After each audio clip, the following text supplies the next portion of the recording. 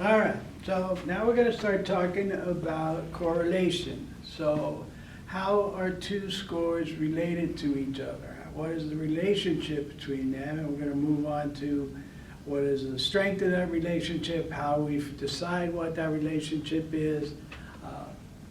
But this is going to lead us into eventually probability. And what we really want to do with data is to be able to do some type of prediction thing, and eventually, right? So probability, that I'd be right if I predicted something. But we start with correlation. So scores are related in different ways. We have a positive or direct correlation, right? So as one score goes up, if you look at these, so this is your SAT scores and somebody's GPA. So as the GPA goes up, right, we'll start here at the .04. His SAT score was only 245, which isn't very good. If we go to the next highest one, right, at 2.3 the score goes up a little bit. At 3.2 the score goes up again.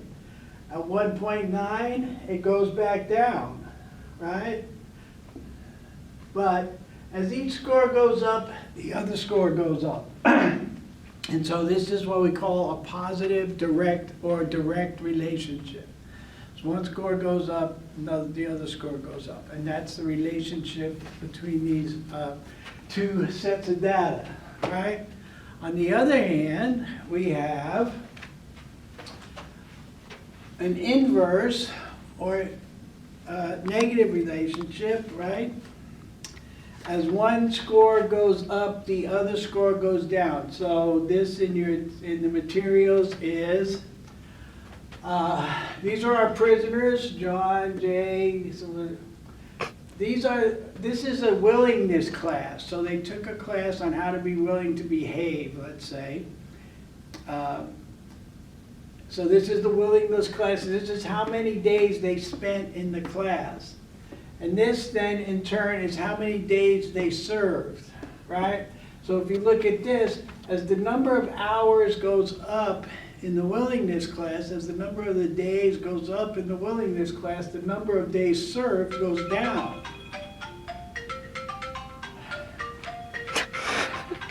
As we go along, right, the number of days spent in the willingness class versus the number of days served. As the number of days in the willingness class goes up, the number of days served goes down. So if you sent 20 days in there, you only served 3 days. But if you only went 1 day to the willingness class, you spent 65 days. So the number here goes down as this one goes up, and that's the inverse or negative relationship. As opposed to here, when this goes up, this goes up. Okay? So that's basically the thing about correlation. We look for correlation. How does one affect another versus causation? We do not, well, for us right now, we're not going to talk about causation. We're not going to get into that. That's very challenging to prove because you have too many variables to control that are beyond your control to actually say one thing causes another. All we can say is that there's some type of relationship between the two, and this is what we see, and this is what we can prove. But to have an experiment, so that's research versus an experiment. An experiment, you want to get actual causation as best you can, and you try to control for a lot of the variables. With most research, that's way too expensive, way too challenging, so we do research and we just talk about the relationship between the variables. Okay? So that's where we're at, and now we're going to move on to how do we do this, and what exactly, let's get into the depths of correlation. Okay? All right, so talking about the correlation, we talked about your direct relationships and your inverse relationships, right? And of course, everybody likes pictures. Everybody likes a book with pictures. Everybody likes a story with pictures. And this is how we start representing those that data in a picture. So if this was your GPA, and this was your SAT, right? This is what it would look like. As one score went up, the other score went up. And so it would show us a positive and direct relationship. Hmm? So this is just a straight positive and direct relationship. If you look over here, this again is a positive direct relationship, but it has more exceptions, right? This one was a much simpler picture. This one has a few more exceptions. But this still represents, as one is going up, the other one appears to be going up. So we still have the direct relationship. Here, we have the indirect or negative relationship, right? As one score is going up, the other one this one is going down, right? So we have the perfect, not the perfect, but we have the indirect relationship, right? We'll talk about perfect and all that later on down the road. All right, so other than that, we also have other kinds of relationships. We talked about a curvilinear relationship, right? It's a curve. Like, remember we talked about the standard deviation, we talked about the curve, right? So this is the curvilinear relationship, where they're surrounding more around the mean, right? So if you looked at this, you would say this is kind of the mean, and it curves around the mean, right? But this is a curvilinear relationship.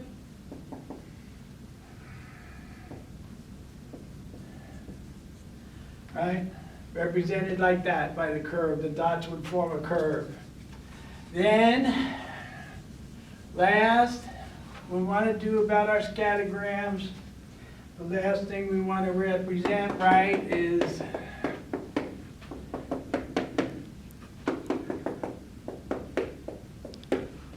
no relationship, right? If you saw this, you would know that there is no relationship between this, right? And that's basically the shape or design of what your scattergrams will end up looking like, depending on what your data shows, right? Because these are all data points that I'm putting on here, right? One represents the x-axis, one represents the y-axis. Okay? So that's how we're going to represent it in a picture, is scattergrams, okay? And just like your histogram, just like everything else, that's just a visual representation of what we're going to do, okay? So now we're going to start talking about Pearson's R. Let me get rid of this. So Pearson's R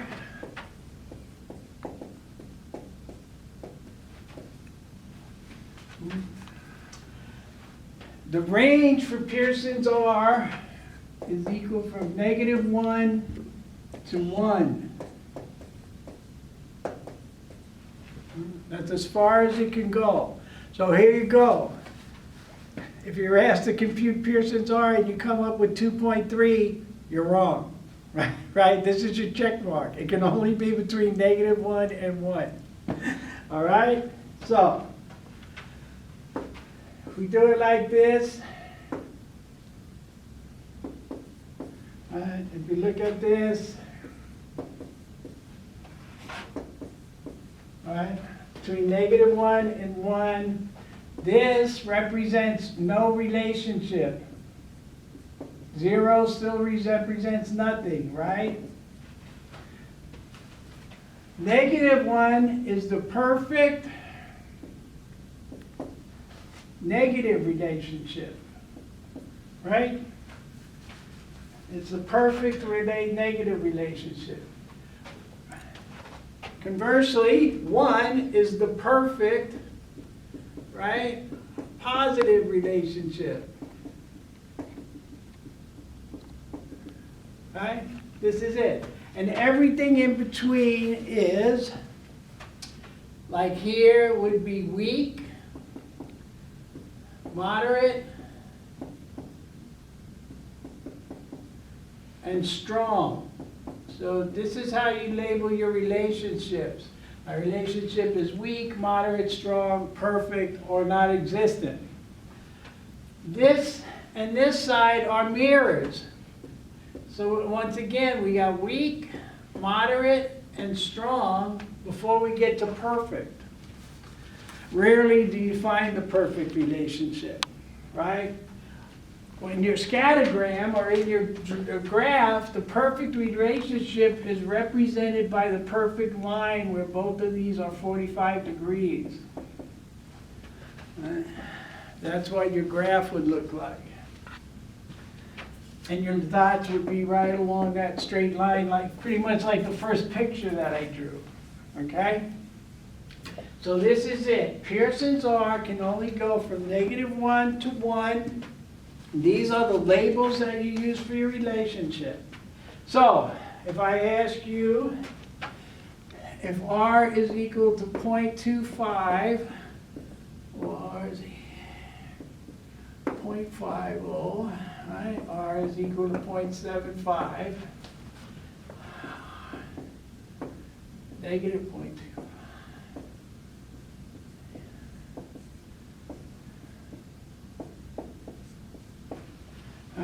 So if I gave you these R values and you looked at this, how would you label this? Well, this would be, right, weak, this would be moderate, and this would be strong.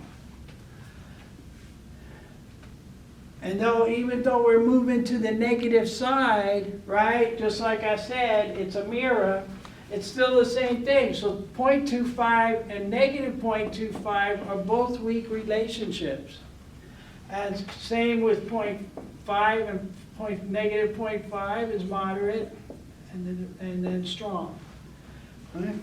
So don't let the negative sign throw you. The labels are the same. Here's our formula for R. Right? Very complex, getting more complex as we go along. This is not going to change, right? So don't forget, it's just addition, subtraction, multiplication, and division. There's no secret stuff here. This isn't even algebra, really, because I'm not asking you to solve. I'm just asking you to get an equation. If I didn't call this R, you would just do this equation. And the way we do it is by going to our handy dandy data table, right? And just plugging in the numbers. So here we laid out our numbers. We have our subjects. We have their scores on the x-axis, their scores on the y-axis. X squared, y squared, and xy. All the data that we need for in here. And then here's the sum of those columns. So everything we need is here to complete this, right? So, what's in? 1, 2, 3, 4, 5, 6. Times the sum of x, y. 67, down there in the corner, right? Minus the sum of x times the sum of y. All right, simple. Over the square root. Please don't drop the square root sign. Everybody, so many people along the way drop the square root sign and then wonder why they got it wrong. So make sure you keep following through. So now the brackets, right, are just like another form of the parentheses. So because we already have one inside, we use the brackets then to represent the same thing, right? So here we go, 6, right, times the sum of x squared, which is 95, right? Minus the sum of x, now this is why the parentheses are here, right? This was the sum of x squared, but this is the sum of x squared. That's why the brackets are here, the squared, to separate this and differentiate it from this, right? These are our columns. This is the x squared versus just x squared. No, right?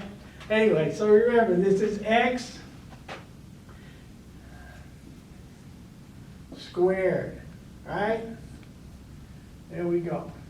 Now we just do the same thing with y. 6 times the sum of y squared, right? 207 minus the sum of y squared.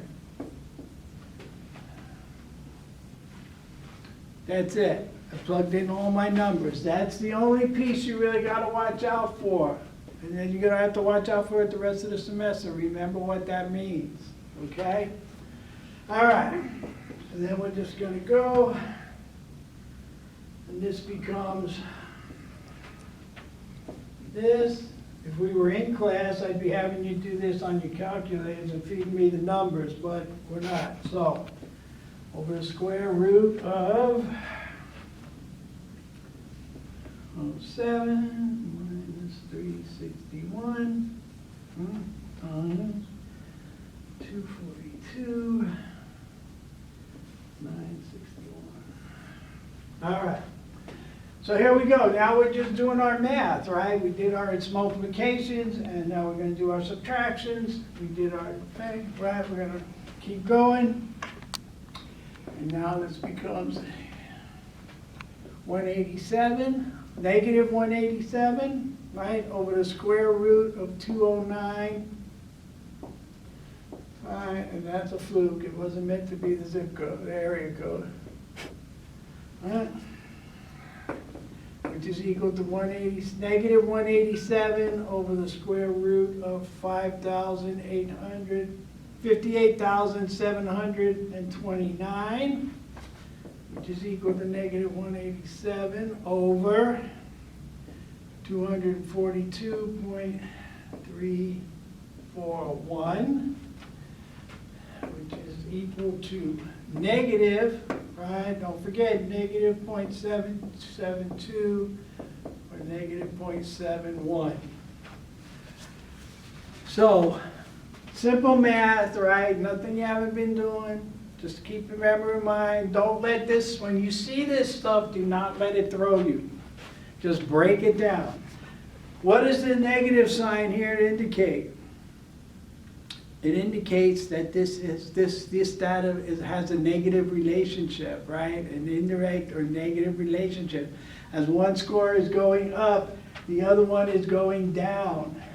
Okay?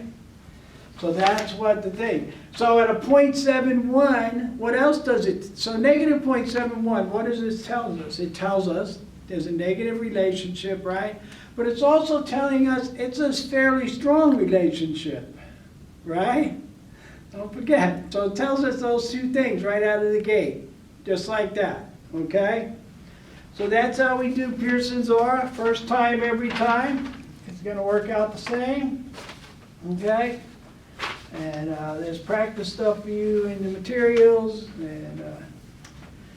and of course you got your worksheets, okay? So the next thing we're going to talk about is the coefficient of, so now we're going to talk about the coefficient of determination, which is going to help us a little bit understand, more understanding of the relationship between the data, right? So when you get this number, right, it said, I told you, it tells us that it's a negative inverse relationship, or it tells us that it's a fairly strong negative relationship. But it doesn't really tell us how much one affects the other, per se, right? We know that one is affecting the other based on this, but how much of an effect is that? Because remember I talked about all the other variables that come along in research and affect the variables, right?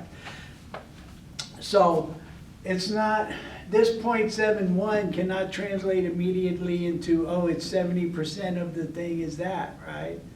But that's what we want to know. Like, we want to look at what percentage of the change is from one data to the other, one piece of data to the other. So that's why we talk about the coefficient of determination. And we turn this into a percentage just by doing r squared. All right? So in this case, negative 0.71, I guess I should have took out my calculator ahead of time, because this isn't in the book. I just went back to the number that we had, right? So let's see here. 7, 1. So this is equal to 4. All right. So what this is telling me now, right, is this is 50%. So the change in one piece of data is affected by the other piece of that 50%, right? So that means 50% of the change of the prediction is caused by something else. Remember when I said, so if X goes up and Y goes up, right, then we don't know which one yet, right? But whatever one it is, these two are only affecting each other 50%. The other 50% of the reason why one is going up when the other goes up is because of all kinds of other things. Person's IQ. We were talking about the GPAs and the SAT scores, right? A person's IQ comes into play. A person's ability to test. Some people test better than others. We have no control over those things, right? Some people can do good in high school and get a high GPA and then not do well on the SAT because they don't test well, right? So they're not going to do as good. They're not going to do as good as the person that has an IQ. They're not going to do as good as the person that has a better spatial recognition and another person has a better language recognition. All of those other things are coming into play and controlling the other 50% of why that number is going up. Does that make sense? I'm asking my videographer. Yes. Yes? Okay.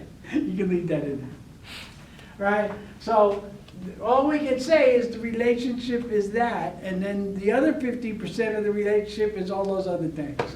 Okay? Hopefully that makes sense. If not, as always, come to office hours and I will help try to clear up the mud. All right? So that's our coefficient of determination.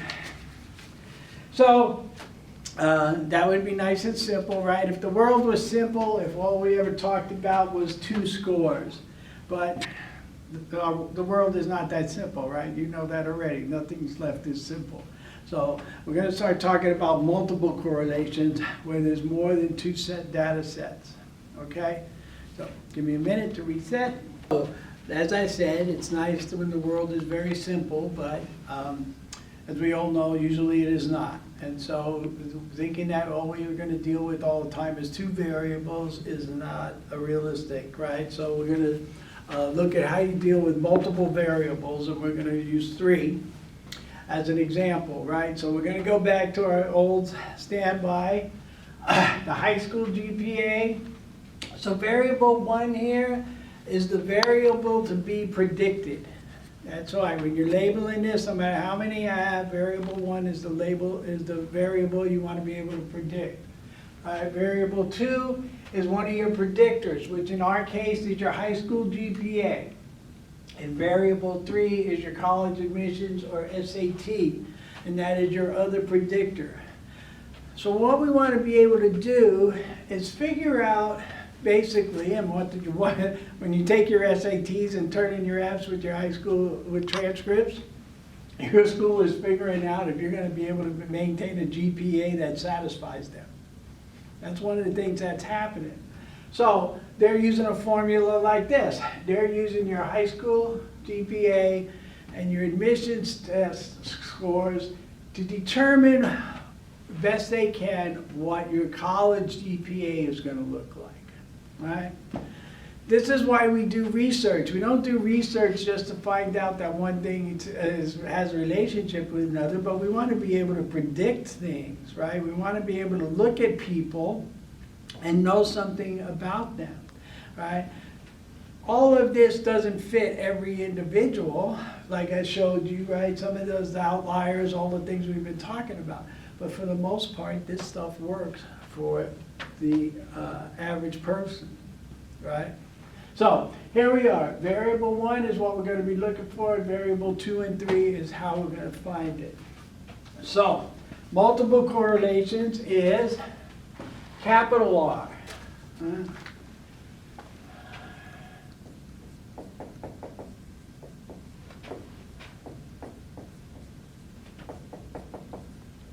multiple correlation, represented by a capital R. And here, of course, is our handy dandy formula. So when you see all these scribbled numbers, what that mean, right? There's a relationship between variable 1 and variable 2. So we've already solved for R. In our process, we've already solved for the R, Pearson's R, between the different sets of variables using just 2. Now when we move into and we need to do that to do the multiple correlations. So we already have our R scores, but what you want to see is, right, there's a relationship between variable 1 and variable 2, and we did a Pearson R for that. Then there's a relationship between variable 1 and variable 3, and we computed the figure Pearson's R for that. And then the third relationship here is between variable 2 and variable 3.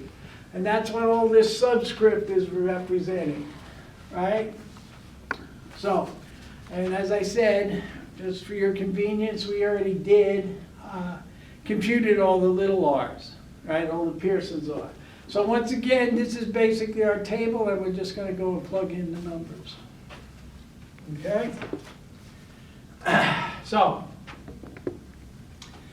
all square root, R12 squareds, right? So 0.55 squared plus R13 squared, 0.44 squared, right? Minus 2 times R12, right? 2 times 0.55 plus R13, 0.44 plus R23, 0.38.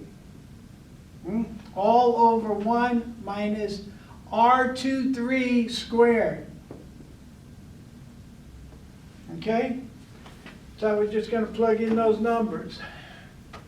Oh, sorry, I did this, but it should be like this. This is all multiplication.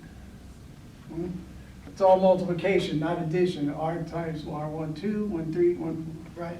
So we're just going to multiply across. All right. So we're going to get down to here. This right here is 0.303 plus 0.194, or 44 squared, 0.44 squared minus, right? When you multiply all this out, it becomes 0.184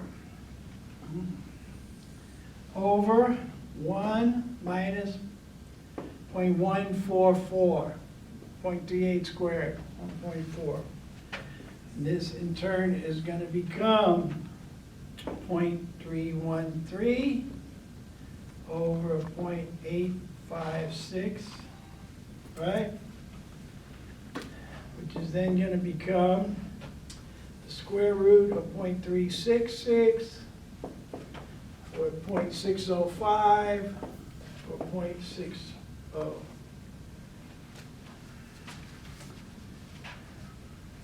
Sorry. I know the book says 0.60, but I'm going to round it up. Never heard that way. Anyway, either answer would be acceptable on your exams or worksheets, right? All right, but that's it. Same thing. We have our data. We plug it into the formula. We do the addition, subtract, same old stuff. Here we are. Pearson's R, right? So this is the thing. So this in turn tells us how these two variables affect this variable, right? This is what we're talking about. So we have the same thing, okay? So if you look at this, right? This is like a moderate, right? It's a good moderate relationship, right? Because 0.5 would be like basically your moderate relationship. So this isn't, it's not close enough to 0.75 or where we're at to be strong, right? So it's like it's a good moderate relationship. How's that? And it's a positive one, right?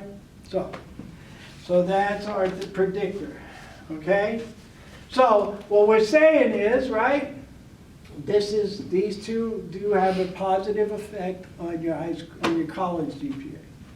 All right. All right.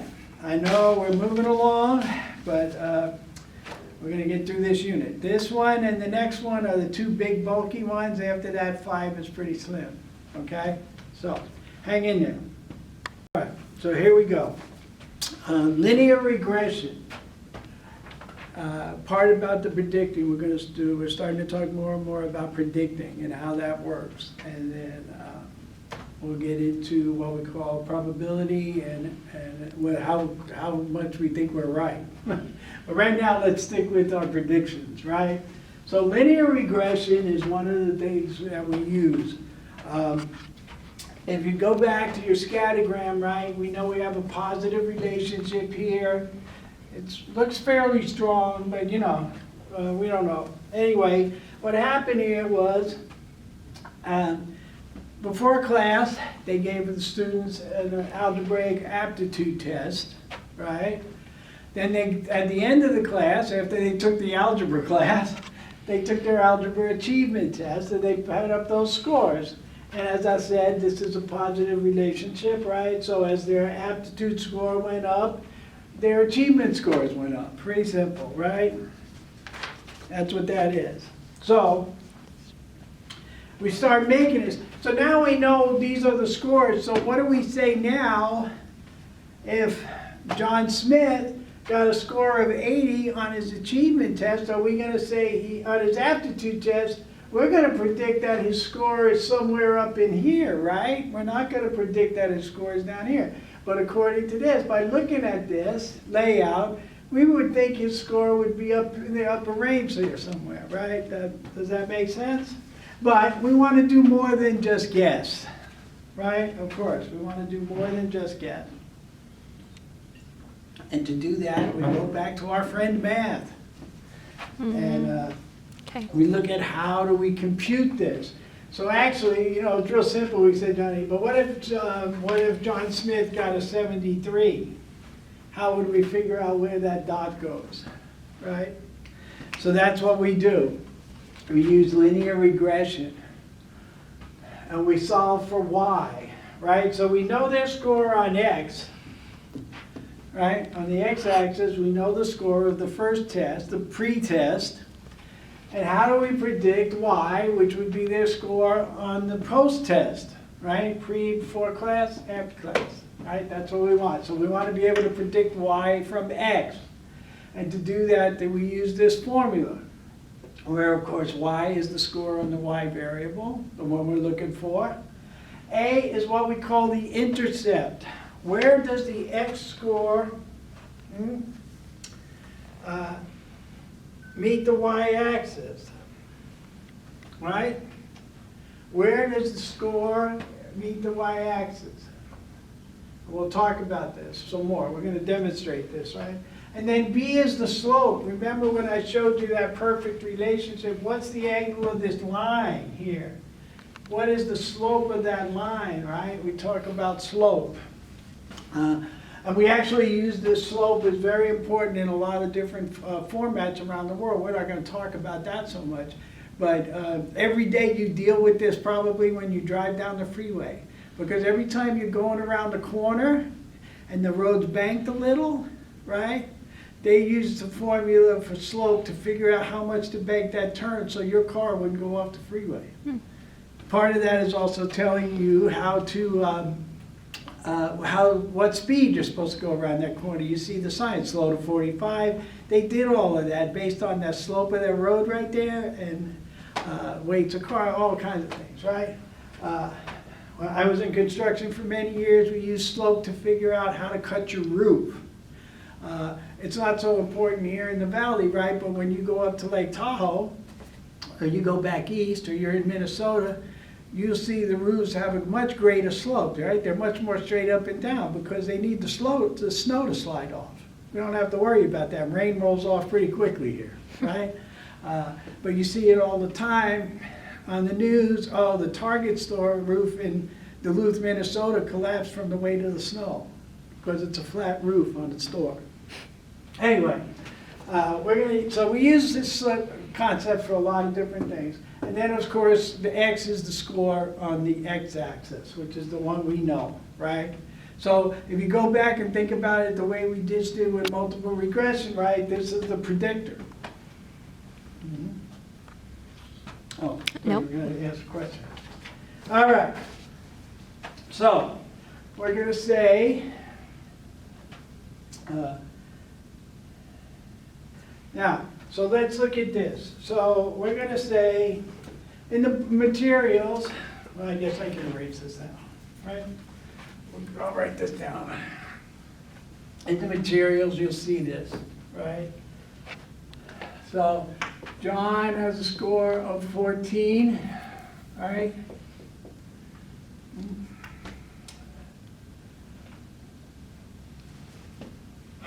And in our case, we're going to give you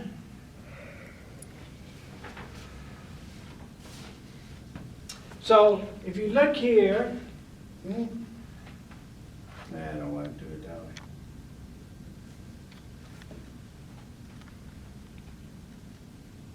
So John has a score of 14, and so here we're going to say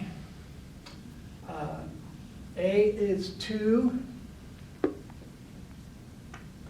and B is equal to 0.5. All right?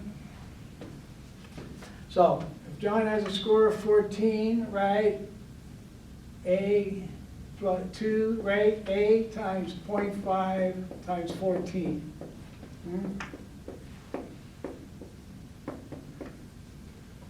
All right, so we're saying if John got a score of 14 on his aptitude test, he's going to get a score of 9 on his achievement test, basically, right?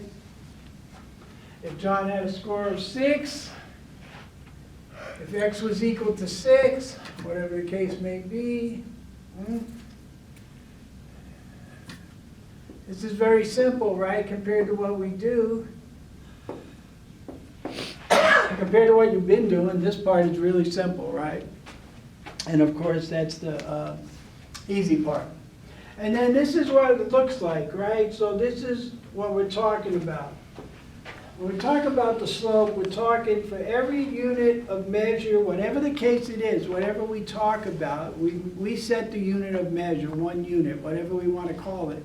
Whether it's 2 points, 6 points, 10 points, that 1 unit. But what we're saying, when we say that B is 0.5, we're saying for every unit you go horizontally down the x-axis, you're going to go up a half a unit on the y-axis, right? If the slope B is 0.5 or half, right? For every unit you go up, go across, you're going to go up a half a unit.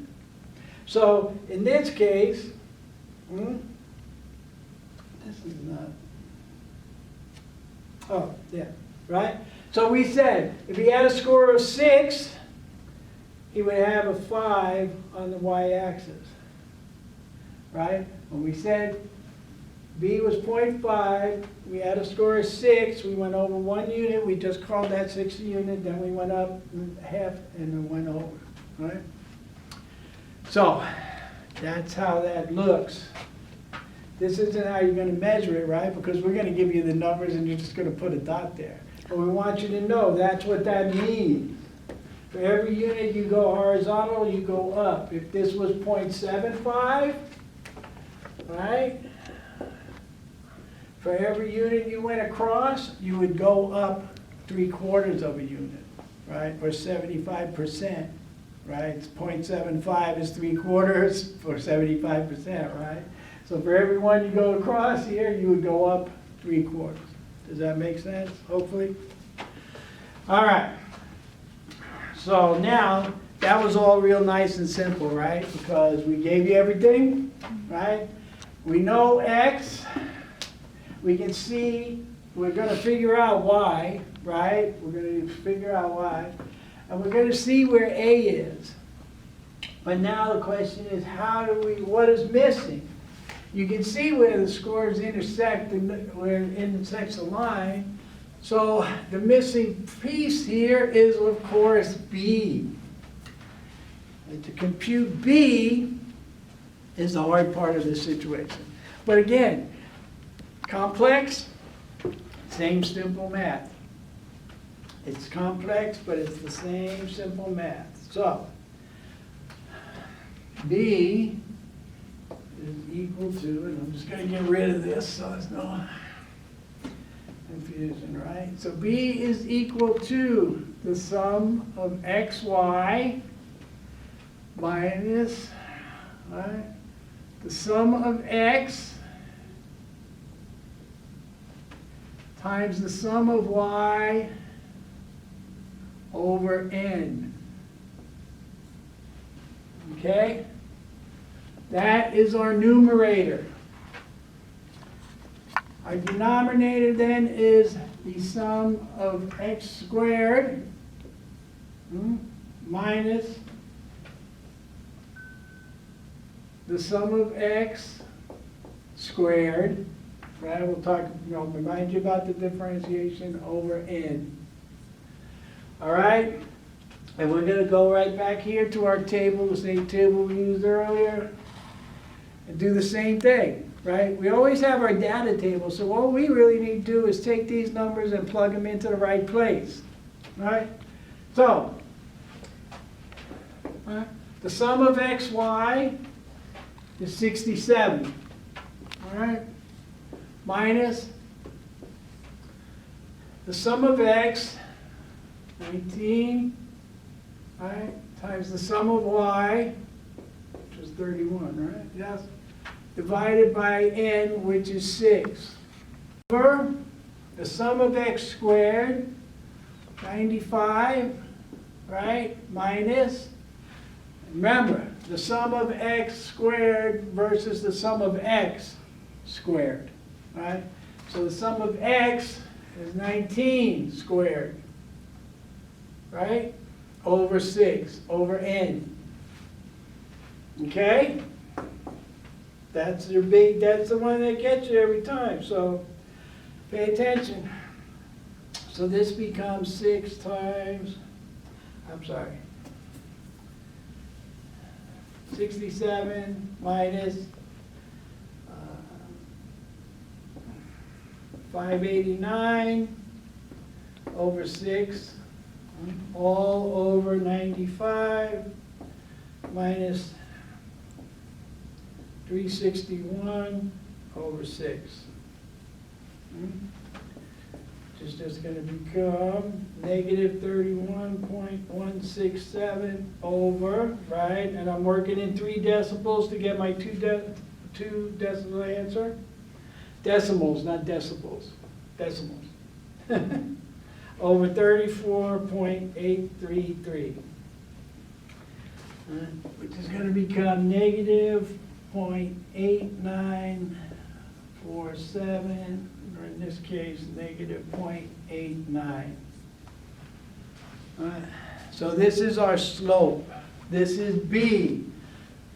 This is B, or slope, which we would in turn then go back and plug into this formula to predict y. All right? How's that? Me? Or them? And this is the formula for what a straight line, right? So when I showed you all those scattergrams, right? If you keep using this, we're just going to make a straight line out of that, wherever those data points go. Mm-hmm. Okay. That's basically it. You're going to see a little piece on Zoom about section 47 and the significance of Pearson's R, and how the table works. I'm going to show you table 10. I'm sorry about the background. I tried to use one of the backgrounds the school gave me, so it's very distracting. Your head moves. It's not a very good blue screen, so I didn't use it any further, but yeah, sorry about that. Anyway, and that'll be the end of this section. And you'll do your thing, your workshop, your worksheets, your exam, and we'll move on to Unit 4. It's always a toss-up with students, which one's more challenging, 3 or 4, but they're both, like I said, the meat of the class, and then 5 gets a little simpler. So, good luck. We'll see you next time.